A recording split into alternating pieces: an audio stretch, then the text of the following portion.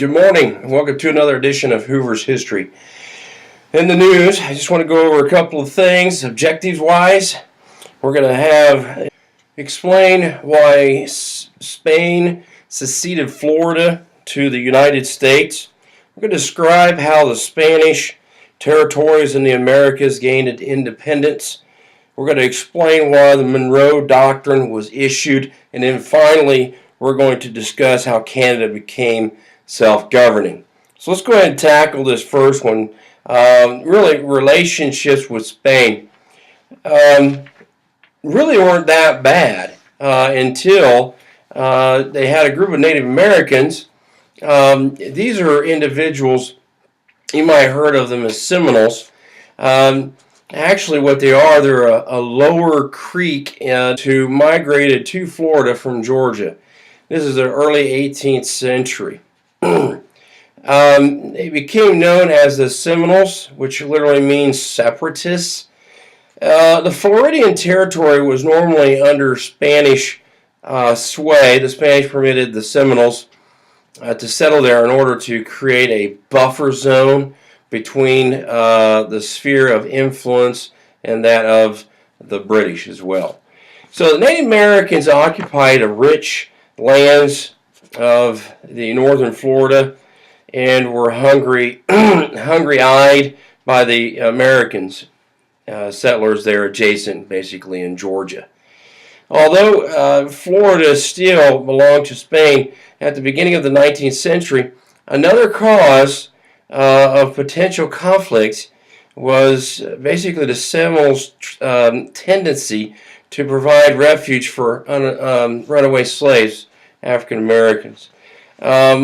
While the United States was fighting in the War of 1812 with Britain, a series of violent events took place, these incidents which aggravated hostility between the United States and the Seminole tribes.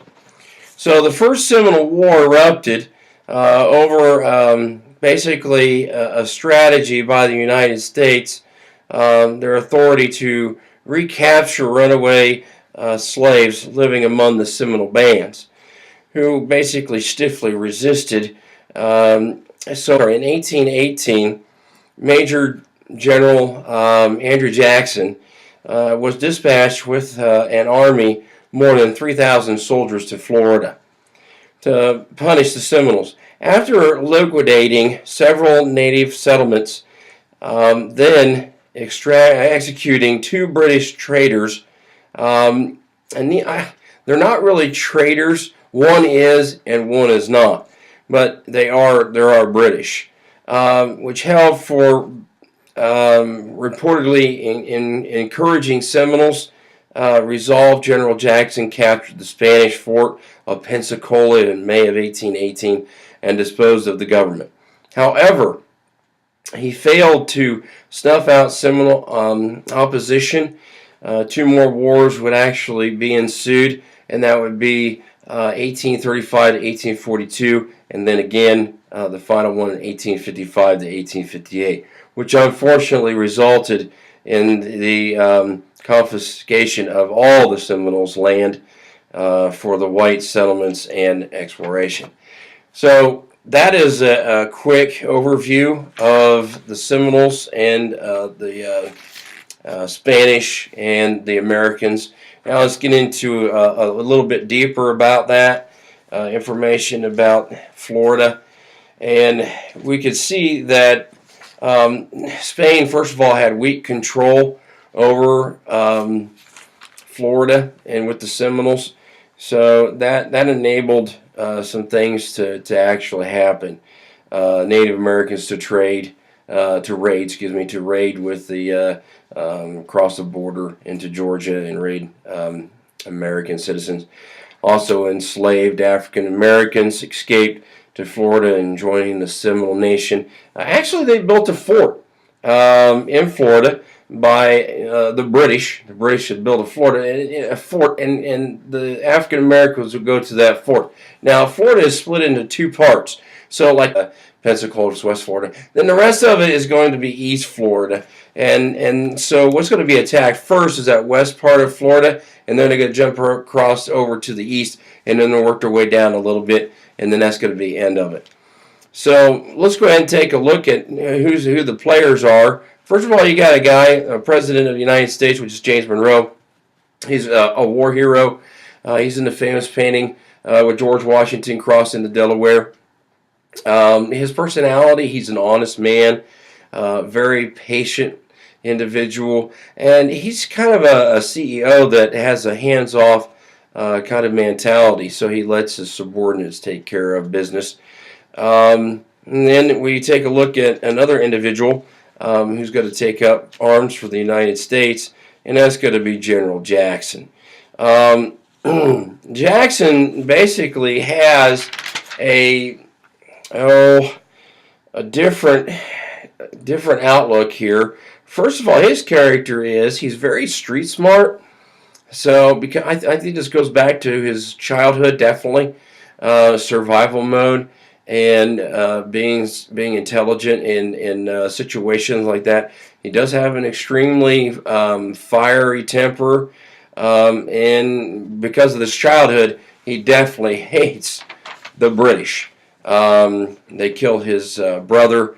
His father was already dead, and then his mother will soon die shortly, 6 months after they're out of a British prison for being prisoners of war.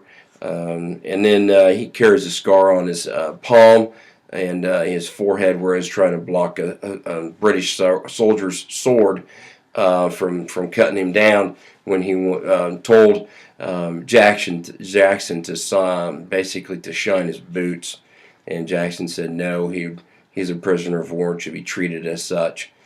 So that was a rough start, and he was an orphan, and then he took to the streets. Some other things about Jackson: he's very ruthless. He's violent against anyone who he considered as an inferior who would try to actually challenge him. Some names that he went by. First of all, his friends would call him Old Hickory, and hickory back then was the hardest wood that was known, and it really could take a beating, and that's what Jackson was known for, marching his men all the way down to New Orleans, getting shot a couple of times and carrying one bullet just a couple of inches from his heart. He's just a rough and tough kind of guy. So he's going to be known as Old Hickory. Now his enemies would call him the Napoleon of basically the woods, and get that name. And then the Creeks definitely had a different name for him, and that was Sharp Knife, because he had cut them very deep, and which he did. I mean, during the Creek Wars, he didn't have any remorse at all for the Native Americans. So let's see. Anybody else? No, not really. Not right now. We'll go ahead and talk about we have weak control, so that sets up the stage for the Seminoles to cross the border, and this is going to be cause enough. Basically, Spain and the United States had a treaty, and according to that treaty, Spain was supposed to help out and keep the Seminoles from doing that. But they didn't have the power to stop them. So that's where Monroe gets involved, and he sends Jackson down there to Florida. The orders for Jackson. Andrew Jackson got his orders basically from Monroe. He orders him to go to Florida with here's the key words here: open objectives. So that really doesn't give him any limits. So pretty much gives him anything he can do. So this is going to be actually very useful for Monroe as an out after the war with the Seminoles and what Jackson does in Florida with British and the Spaniards, British and Spain, actually have very upset governments, and there's some acts of war. So that's Monroe's kind of, again, his out that he's looking at. So Jackson goes down to Florida, and he does it very quickly. So he actually told Monroe he could do it in 60 days, get Florida. So even with all the mud and the rain, because Florida is known for it during those seasons, and then this is during the spring, so they do have a lot of mud and rain. What else do we have? They have so this is a solution, is to send Jackson down, and he goes to the British fort there, where African American slaves are held up at. Before he gets there, this is kind of interesting. The U.S. Navy had some ships, and they were called gunboats, and they carry hot shot, which is exactly what it is. It's shot that's very hot and heated because they heat it up, and it's good against a fortification made out of wood. And they actually have a direct hit on one of the batteries where they kept their ammunition at, and just blew up the fort. Jackson gets down there, takes the fort, rebuilds it, and then he's got his foothold. This town that he hits is actually a Spanish town, Spanish fort, and there isn't even a single shot that's fired. The Spanish officer gives up pretty quick and surrenders. And this is called St. Mark's, is the name of this town. Again, it's a Spanish town, so and it's under what they call, and this is going to be interesting, because Jackson is doing all of this under the pretense of self-defense. So he's defending the United States and being proactive by defeating each one of these objectives. And he'll always keep proclaiming that it's self-defense. These attacks because of the Native Americans. So his final one is his attacks. He'll attack basically another town.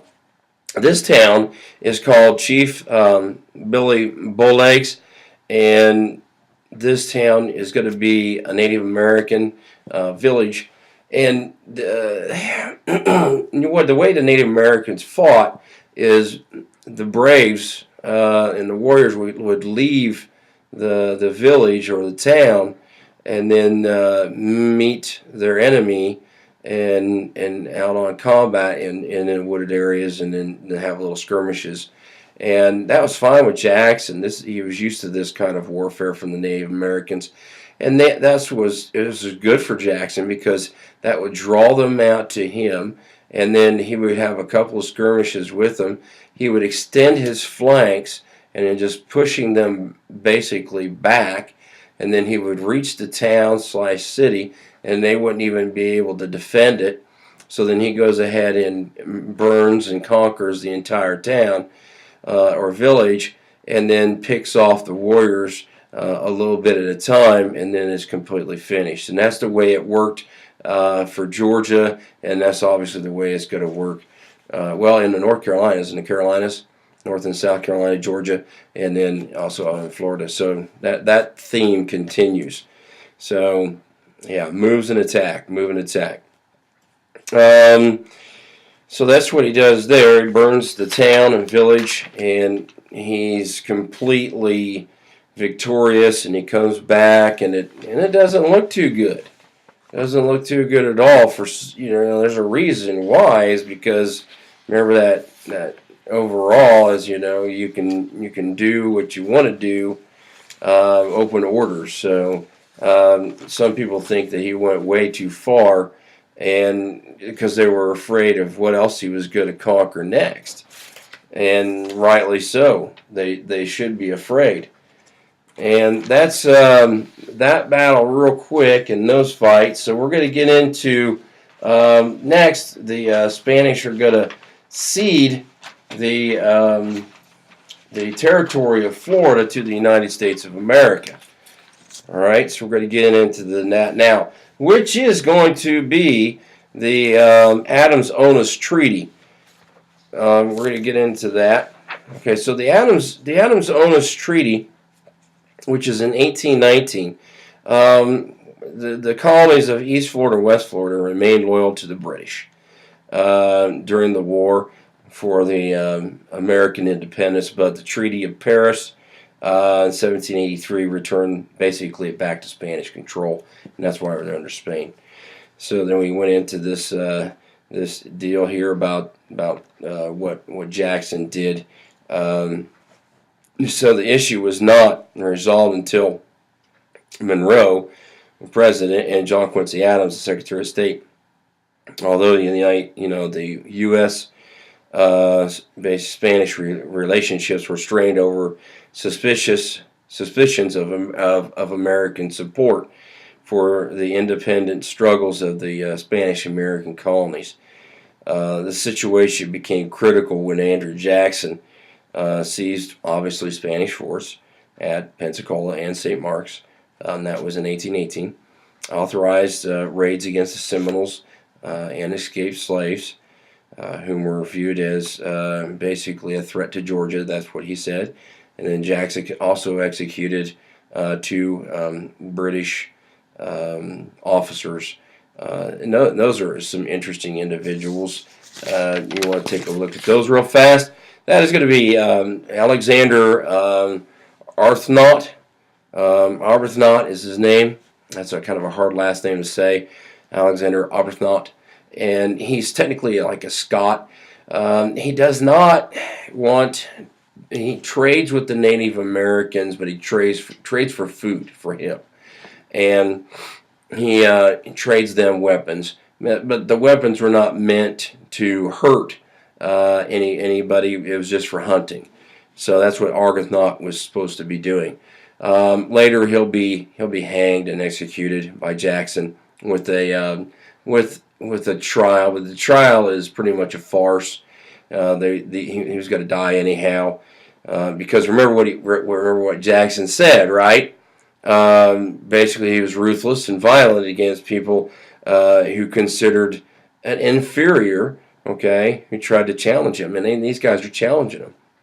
And the last one is going to be Robert Ambrister. Ambrister is a kind of like an outcast Marine from the British, and what he does is something that's a little bit more military than Arbuthnot did. Arbuthnot, okay. Arbuthnot was training for food and with the weapons, but Ambrister is going to basically tell them where he's at. Jackson, he's going to warn them. He's also going to help them out quite a bit military wise. So that's what it's going to get. And he gets not hanged, but he gets shot. He gets firing squad. So there's two of them gone. So the British have a right to be upset, and they were very upset. This went into Parliament. This was a hot issue in Parliament for a while until it kind of died down and it went away. So we have those two individuals who were executed, basically on the charges of inciting the Indians, and runaways. So Monroe's government seriously considered denouncing Jackson's actions. Would totally upset Andrew Jackson. So John Quincy Adams was on the side of Andrew Jackson. He was all about, Jackson did the right thing. So Adams defended him, citing the necessity to restrain the Indians and the escaped slaves, since the Spanish failed to do so. Adams also sensed that Jackson's Seminole campaign was popular with the Americans because they were getting attacked, and it strengthened his diplomatic hand with Spain. So Adams used Jackson's military action basically to present Spain with a demand to either control the inhabitants, that'd be the Seminoles in East Florida, or cede, that means to give it up to the United States. And then Minister Onis, who is Spanish, and Secretary Adams, which is John Quincy Adams, Secretary of State, reached an agreement whereby Spain ceded, gave up Eastern Florida, and the United States renounced all claim to West Florida, and Spain received no compensation, but the United States did agree to assume liability of the amount of $5 million, basically because of the damage done by the American citizens who rebelled against Spain. So under the Adams Treaty of 1819, this so-called the Transcontinental Treaty, and ratified in 1821, the United States and Spain defined the western limits on Louisiana Purchase, and Spain surrendered its claims to the Pacific Northwest. In return, the United States recognized Spanish sovereignty over Texas. So that's what's going on there with the Adams-Onis Treaty. So I find it kind of interesting that John Quincy Adams would come to his aid here, especially what's going to happen here in the elections coming up. It's a little bit different for that. And let's see what we have next here on our agenda for the news is going to be, let's see, we talked about Spain, and we talked about Jackson going to war, so we'll put that over there. Spanish colonies winning their independence. Before we get to that, let's just go ahead and real quick and see what's in the sports. And we have a sports report. Looks like swimming is going to be taking place with the Liverpool races this year, and the 1820.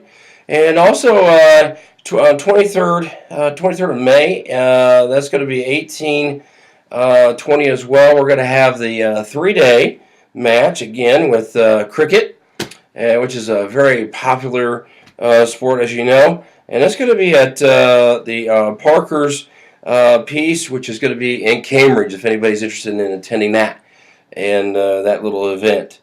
So hang on to that. Are we excited about the sports and the news? So, all right, back to the Spanish colonies and independence. So we have the American Revolution, which kicks off, and it inspires the French Revolution. And then the French Revolution inspires the independence for Latin America. And again, I always, said this, I go back to this, that independence is like a wildfire. So it spreads and it's hard to put out. And, they got it, and look what they're doing, see what they're doing with it. So the Spanish colonies are going to win their independence. So let's go ahead and kick this off with a couple of individuals who are well known. The first one of independence is going to be at Mexico. And this individual is really going to spark it off, and that's Father Miguel Hidalgo. He's a priest, and he's living and working in a small town. It's called Dolores, and he has a small group of conspirators. Started the rebellion by ringing the church bells in the morning of September 16th, 1810. This act became known as the Cry of Dolores. His ragtag little, army, if you want to call it that, made a pathway to the capital before it was actually driven back. It was put down pretty easy. And Hidalgo was captured himself and then put to death. He was executed in July of 1811. But, he didn't go down. He went down, but he becomes a martyr. Other people are going to pick this up. So we have, its leaders gone. You have Mexican independence movement. Then it almost failed. It almost starts to flicker out.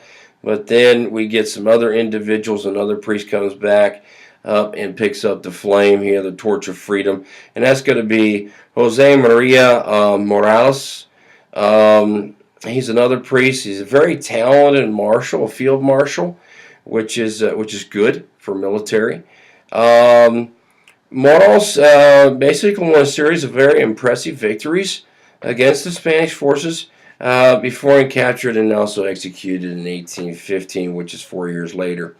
Then you would think it'd be all over, but it's not. Okay, it gets a little interesting here. You have the rebellion continues for basically two other leaders from the provinces, which is one is a Guerrero, and we have another individual who is last name of Victoria. Both of whom are commanded large armies in South and the south central parts of Mexico. The Spanish sent out a young officer, and his name was Agustin de I'm going to just write here, Iturbide, and at the head of his army to actually squash the rebellion once and for all in 1820. Here's the interesting part. Like I told you, something's going to be interesting. And that's Iturbide actually, however, was distressed. That means he was very upset with the political developments in Spain. And that's not very good if your military is upset with the politics, because here's what he does. He switches sides. Oops. So with this defection of its largest army, okay, Spain's rule in Mexico was essentially over. Spain formally recognized Mexico's independence in August 24th, 1821. So that's the Mexico there, with it all starting with a simple priest. So that was pretty interesting. Where did he go, Hidalgo? Okay, so that's part of Mexico there, and we're going to move on into the next part of independence. We're going to talk about Simon Bolivar. He's known as the Liberator. So the independence here it goes further south. So we have Mexico. Now we're going further in Latin America. This also started in 1806 with Venezuela, and with an individual, and that's Francisco de Miranda, and his first attempt of basically to liberate it, his homeland with British help. So he's trying to help him out with the British. His attempt failed though. But it fails, but you still have that spark, just like with Hidalgo. So you have Miranda returned, and in 1810 to head up the first basically Venezuelan republic with a guy named Simon Bolivar and others. So Bolivar fought the Spanish in Venezuela, Ecuador, Colombia for several years, decisively defeating them several times. By 1822, those countries were free, and Bolivar set his sights on Peru. So the last mighty Spanish holdout on the continent. Can't you feel that tension? All right, so we have, along with his close friend and basically subordinate, which is going to be Antonio Jose de Sorqui, when Bolivar won two important victories in 1824, which is going to be at Junín, and also on August 6th at basically, it's going to be December 9th at a place called Owecho. And these forces routed the Spanish, and then the Spanish had to sign a peace treaty shortly after the Battle of Owecho. So Simon Bolivar, the great liberator, gets those countries as well. So let's talk about further down in South America. Argentina started to draw up its own government in 1810 as well. So this is all early 1800s in response to Napoleon's capture of Spain, which was great for them, although it would not formally declare its independence in 1816. So although basically the rebel Argentine forces fought in several small battles in the Spanish forces, most of their efforts went towards fighting larger Spanish garrisons in Peru and Bolivia. So the fight for Argentina's independence was led by Jose de San Martin. And then that is going to be an Argentina native is who he is, trained by a military officer in Spain. So then in 1817 he crossed the Andes Mountains into Chile, where Bernardo O'Higgins and his rebel army had been fighting in the Spanish basically to a draw since 1810. So he's not getting anywhere. So they joined forces. And the Chileans and Argentines soundly defeat the Spanish at the Battle of Mapua near basically Santiago, Chile, on April 5th, 1818, effectively ending Spanish control over the southern part of South America. Then Brazil's going to fall, but that will fall without even a drop of blood, so that's a good thing for them. All right, so next one on our agenda here is going to be the Monroe Doctrine. All right, Monroe Doctrine. Gotta love this one. Gotta love the Monroe Doctrine. Interesting creature the Monroe Doctrine is. Okay, James Monroe, and again, we're talking about Secretary of State John Quincy Adams. They get together and they write this up. Actually, Monroe Doctrine wasn't even written, even penned by Monroe. It was written by John Quincy Adams. It also worried the British. This Monroe Doctrine did. Pretty much not just the British, but everybody in the Eastern Hemisphere, because that's the way it was split. It split up the Eastern from the Western Hemisphere. So North America and South America would be on one side, and the rest of the world is on the other side. So you can't cross this line, is what they're telling them. So both nations wanted to protect trade with Latin America. And in 1823, basically, it talks about Britain suggesting that the two countries issue a joint statement, and the statement would announce their determination to protect freedom and new nations in Latin America. So Adams told President Monroe that he actually thought the United States should basically act alone. So it told the British, to go fly a kite, not to be involved. So he believed that a joint settlement would actually make the United States look like a junior partner, which it would, because the British are more of a senior country, and we're still younger. Monroe agreed to that. So in the message to Congress in 1823, the President of the United States stated the following. This is very important to understand. Okay? The United States would not allow European nations to create American colonies or interfere with the free nations of Latin America. Now, do you understand they just got their freedom? Okay, because this is in the 1820s. So, all of this fighting, Hidalgo, Simon Bolivar, these individuals, all their fighting, all their independence is new. So, hands off. The United States would consider any attempt, to do so, to interfere, dangerous to our peace and safety. So the whole entire Eastern Hemisphere has to stay away. Only Western Hemisphere, North America, South America. So that's what he's doing. So at the time, the United States was not strong enough to actually block European actions. So only the British Navy could to do that. So as U.S. power grew, however, it says that the Monroe Doctrine boosted the influence of the United States in the region. So as long as we get more powerful, we're okay. So it's kind of like, a dog marking its territory. It goes around from spot to spot. So finally, the last issue we need to talk about in our news is going to be relationships with Canada. Canada remained a British colony under the control, and then they started, after the American Revolution in 1791, they were divided into two parts. So they had an Upper Canada, and then they had another one which was Lower Canada. So Upper Canada was British, the Lower Canada was French. And so although the British put down the rebellions, so the rebellions didn't make it all the way to, because we tried to, invade Britain in 1812.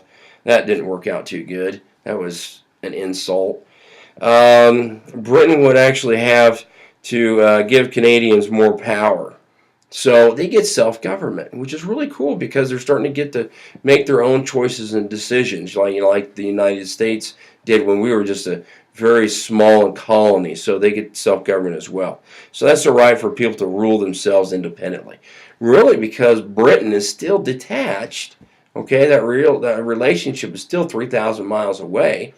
So, they're doing the same thing that we got at the very beginning. So this was the Act of Union in 1841. Okay, Act of Union in 1841 was a major step, okay, in that direction. It merged Canada's two parts, the British and the French, into one single governing, basically by Canadian legislature. Britain, however, still had ultimate control. And then Canada and the United States had their own disagreements. And this is going to be over territories. It's going to be over borders. So territories were particularly high. Tensions were very high in the United States. Unsuccessfully tried. Oh, remember I told you about? Yeah, there are tensions because we tried to invade them in 1812, and they're going to be, they're going to be forgetting that. So the situation slowly improved after the war. So as time goes on, we just basically said, bygones be bygones. And then between 1818 and 1846, the United States and Britain settled several border disputes regarding Canada. And then eventually the United States and Canada established excellent relations, and their relations still remain strong today, which I'm very happy that we're friends with the Maple Leafs. So that's our objectives. I think we met all those in the news today. So we had the basically Spain seceded Florida to the United States. Jackson took it. Described the Spanish territories in America's gaining independence. Remember, it just takes a spark, doesn't it? And then just somebody's got to take the torch and carry it on. And explain why Monroe Doctrine was issued, because we didn't want anybody in our back door, right? And we didn't want to look like a junior partner, so we wanted to take the lead on this, which didn't make any friends, I'm sure, with the British. They were not very happy with that. They were upset. And then discuss how Canada became self-governing. And again, that follows pretty much like the United States, them being able to govern themselves and having that ability. And then, establishing small, misinterpretations, or if you want to call it, drawing the lines to our borders, and then becoming friends, and that's what we are, still today. So thank you very much. I hope you enjoyed the news here on Hoover's history. Remember, education is cornerstone to a great nation, and we'll see you on the next issue.